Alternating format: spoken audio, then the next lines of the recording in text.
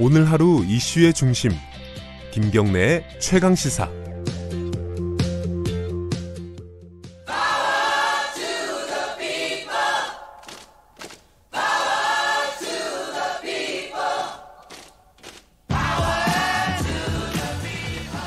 예, 을의 입장에서 을을 위해서 생각하는 지금은 을밀대 시간입니다. 금요일 마지막 시간이죠. 민생경제연구소 안진걸 소장님 오늘도 나와 계십니다. 안녕하세요. 네, 안녕하십니까. 오늘 사실 이제 해외 금리 연계 상품 뭐 DLF, DLS 이게 지금 피해자가 늘어나고 좀 심각한 상황인데. 피해자니까 3,300명 정도가 한 8천억을 넘게 투자했는데 최근에 손실금액 확정된 거 만기돼가지고 670억. 나중에 예상 금액이 3,500억이 넘기 때문에 엄청난 사태이나 그러나 이제 우리 또 하나 다른 거 하나 짚어봐야 되잖아요. 그러니까 요 DLF, DLS는 잠시 후에 살펴보도록 하고요. 저번에 잠깐 저희들이 전화 연결할 때도 여쭤봤는데 그 나경원 자유한국당 원내대표 그 딸이죠. 딸 관련된 그 입시 문제 혹은 뭐 성적 관리 문제 특혜 의혹을 제기를 했고 민생경제연구소를 포함한 시민단체들이 고발을 했습니다. 그죠? 예. 수사 어디까지 진행이 됐어요? 9월 16일 날 1차 고발, 9월 26일 날 사학개혁 국민운동본부라고 사학비리 전문가들이 2차 고발, 그다음에 9월 30일 날 저희들이 3차 고발했는데요. 내용이 달라요? 1차랑 3차는? 1차는 아들, 딸의 입시 부정 의혹, 성적 비리 의혹.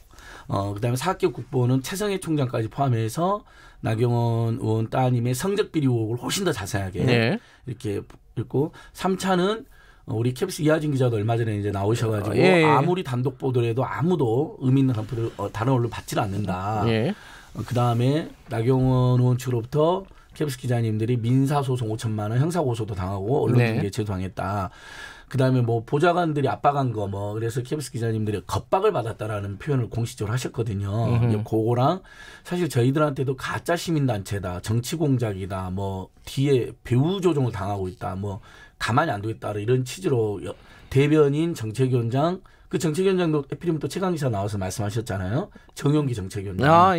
저희 뒤에 배우의 정용기 정책위의장이 있다. 이런 얘기인가요? 정책위장님이 그 안진걸 등이 고발한 것에 불순한 누나 배우가 배우 소리 조정을 받은 것 같다라는 말씀을 하셨어요. 아주 헷갈리네요.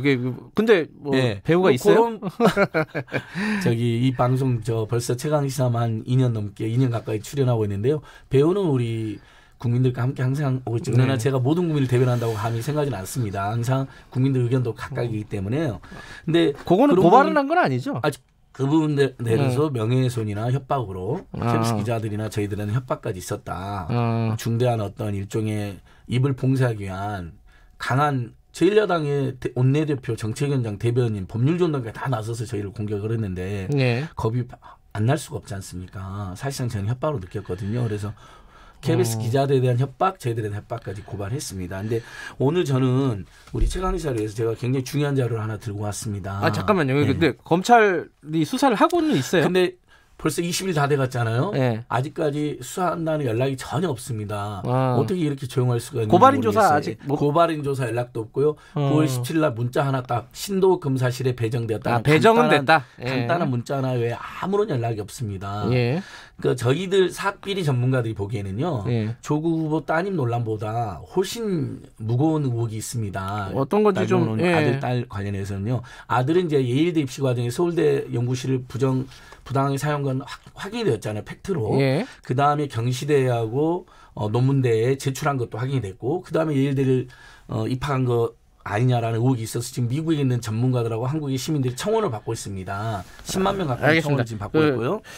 따님 부분을 제가 잠깐 오늘 참으로 갖고 온 자료가 그러니까 있습니다. 배당은 됐는데 아직 고발인 조사는 못 받았다. 전혀 수사를 안 하고 있습니다. 제가 파악이 되네요. 새로운 사실을 알아왔다는 게 뭐예요? 좀 간단하게 얘기해 주세요. 오늘 주제가 이건 아니니까. 저기 나경원 의원님 따님이 이제 그 여러 가지 의혹으로 성신여대를 들어갔습니다. 그래서 성신여대 10월 1일 날 이례적으로 보도자를 냈어요.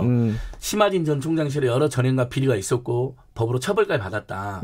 그 시절에 나경원 따님의 입학 의혹도 있었고 저희들이 확인해 보니까 여러 가지 의심스러운 정황이 있다는 보도를 내고 검찰국 수사해달라는 보도를 냈습니다. 참고로. 그게 10월 1일 날 그러니까 성신여대가 우리 검찰 조사 좀 해달라. 예, 맞습니다. 이렇게 한 거죠.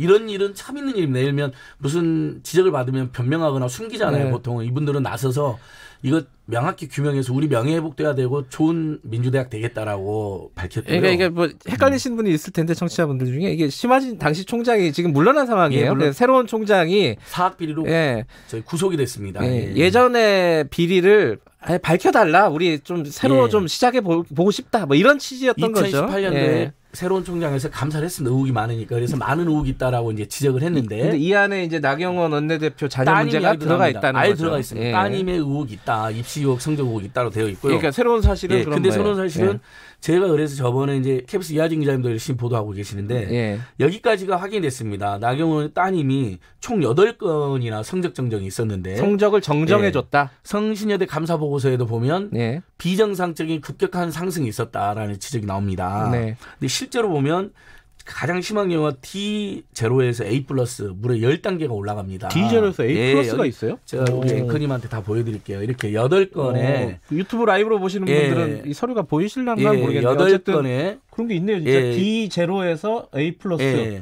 이건 수업을 해본 대학 강사님들한테 물어보시면요. 만약에 어떤 사유가 있어서 그 학생이 장애가 있고 그래서 정정을 해야 되는 경우가 있잖아요. 나중에. 또 이렇게 10단계를 급상시키는 경우는 있을 수가 없습니다. 나머지도 다 막 6단계, 7단계 이렇게 급상승됐고 캐스도 8개나 되잖아요. 근데 다른 장애우 학생들도 있잖아요. 그러니까 학생들은. 요거까지가 일부 확인된 사실이에요. 얼마 전에. 근데 제가 오늘 최강시사를 해서 열심히 공부를 하다 보니까 제가 입수한 자료에 황당하게도 다른 장애인 학생들의 성적 정정 사례도 일부 이제 발견했어요. 그럼 비교가 되잖아요.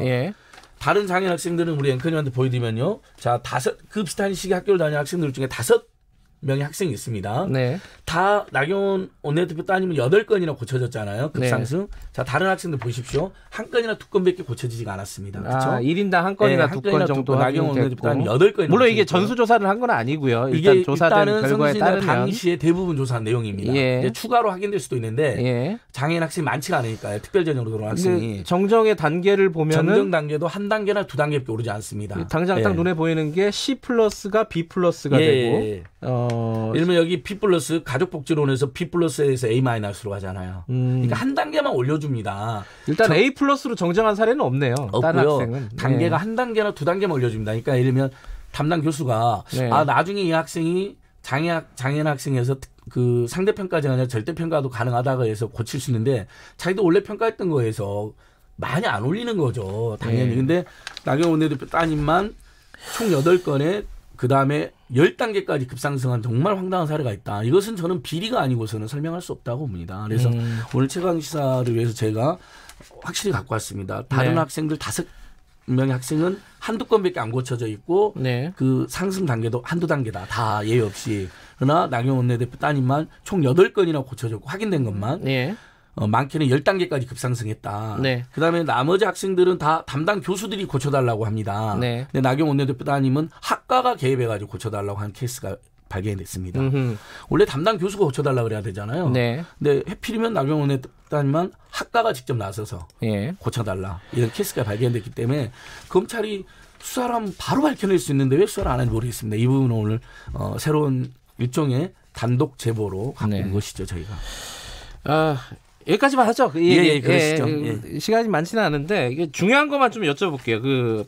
이 DLF, DLS가 이게 금리 파생 상품하고 결합한 펀드잖아요. 말하자면. 맞습니다. 근데 이게 금감원이 조사를 해보니까 불안전 판매, 그러니까 제대로 위험성을 알리지 않고 판매했다고 결론이 난 거죠. 결론이 났습니다. 자, 영어로는 Derivative Linked Security 해가지고 영어 잘 못하시는군요. 발음은 안 좋습니다만 딱 봐도 이제 세큐리티가 증권이라는 분들은 잘 알고 있으니까 증권과 연계된 파생 상품이라는 뜻인데 일종의 이제 뭐 예를 들면 금리라든지 가격이나 이런 거하고 연동해서 이제 증권을 발행하고 그것을 처음부터 하면은 이제 시간이 많지가 않아서 이게 손실 거의 뭐 마이너스 90%까지 손해본 사람들 많지 않습니까? 얼마 전에 국회 앞에서 금감원 앞에서 이분들이 기자회견 할 때 이제 제가 활동하는 금융정의연대라는 여러 단체 갔습니다.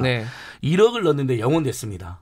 영원이에요. 예, 영원? 한 푼도 안 190만 원 남았어요? 되신 분도 있고요. 이런 분들이 피눈물 흘립니다. 아니 궁금한 거 잠깐만.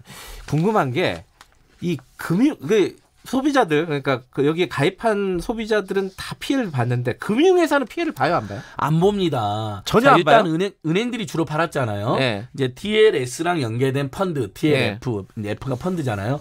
팔았는데 은행들은 오히려 수수료 수익을 얻었죠. 근데 자기들 손해 보는 건 없어요? 예, 없습니다. 왜냐면 수수료를 받았는데 이미 몇백만 원씩 받았는데 1억이면 몇백만 원 받았는데 리스크를 전부 다 소비자한테 준 거네요. 당연하죠. 근데 이분들 대부분이 절반 이상 60대 이상입니다. 고령자들한테 팔았다. 그리고 우리는 하나은행 자료 같은 데 보면요. 예금, 안정적 예금을 선호하는 고객들을 대상으로 영업했다는 게 나옵니다. 그러니까 이분들 한결 지르게 합니다. 내가 예를 들면 전세보증금 모아서 또는 심지어 파출부 해가지고 1억에서 2억 모아가지고 정말 자식들한테 선물을 주던 아무튼 지원을 해주던 아니면 노후를 조금 따뜻하게 살아보려고 했다는 건데 가면 부지점장실로 모신답니다. 그래서 예금이랑 비슷하다. 원금 손실 위험이 하나도 없다. 그렇게 얘기한 것도 확인이 됐어요? 그런 게 지금 나왔습니다. 그래서 금감원이 10월 1일 날 중간 발표에는 어떻게 나왔냐면 불안전 판매가 최소 5분의 1이 확인됐다. 20%가 넘게. 그러나 자세 조사하면 더 있을 수도 있다. 근데 저는 여기서 금융당국의 문제 좀 꼭 지적하고 싶어요. 뭐예요? 법에 보면요. 자본시장 통합법 같은 관련 법에 보면 불안전 판매라는 용어가 없습니다. 아니 불안전 판매는 예를 들면 우리가 보름달 빵을 샀는데 안에 안고가 한 100g이 들어있기로 했는데 98g만 들어있다든지 이런 게 불안전 판매입니다. 우리가 보름달 샀는데 안에 독이 들어있어요. 이건 불안전 판매가 아니고 사기성 판매고 사기다. 예, 사람을 죽이는 판매잖아요. 근데 그동안 이게 이명박 정부에서부터 계속 금융당국의 어떤 탐욕이라든지 불안전 판매가 심하게 있었는데 그때 많은 시민단체들이 예를 들면 키코 사태 같은 것도 있었잖아요. 그다음에 동양증권 사태도 있었고 이건 불안전 판매가 아니라 사기성 부정 판매다. 법에도 그런 취지로 나와 있거든요. 그리고 규정해놨는데 금융당국이 금융 권력들을 보호하느라고 불안전 판매라고 하는 누가 보기에 예를 들면 약간의 하자만 있는 것 같잖아요. 그렇죠. 뭐 아니 어떻게 평생 모은 돈 그다음에 증권 투자 한 번도 안 해보신 분들한테 이 상품은 공격형 투자 상품입니다. 참고로 그것을 다 끝나가서 여쭤보는 건데 그러면은 손해를 뭐 보상을 받거나 조금이라도 회복할 방법이 있습니까? 다행히 금감원에서 불안전 판매라는 말도 안 되는 용어를 쓰긴 썼지만 너무나 이번에는 고령층을 상대로 특히 예금을 선호하는 상대로 심각한 불안전 판매에 있었다 발표를 했습니다. 사실상 근데 그 행간 읽어보면 사기를 쳤다라고 읽으시면 됩니다. 우리 국민들은. 그래서 최대 70%까지 손실금액 예를 들면 1억을 다 날렸다 그러면 70%면 그걸 판매한 은행한테 7천만 원을 물리겠다고 하는데 그것도 너무 적습니다. 저희가 보기에는. 왜냐하면 완전 사기로 날렸으면 1억을 다 배상해 주고. 일이 진행되는 거 보고 한 번 더 모시도록 할게요. 일단 중간 점검만 나왔습니다. 여기까지 듣죠. 민생경제연구소 안진걸 소장이었습니다. 고맙습니다. 예, 고맙습니다. 자, 태풍 피해 복구 주말 동안에 굉장히 힘들게 이루어질 것 같습니다. 실종자 빨리 좀 수색 좀 됐으면 좋겠고요. 오늘 여기까지 하겠습니다. 다음 주 월요일 돌아옵니다.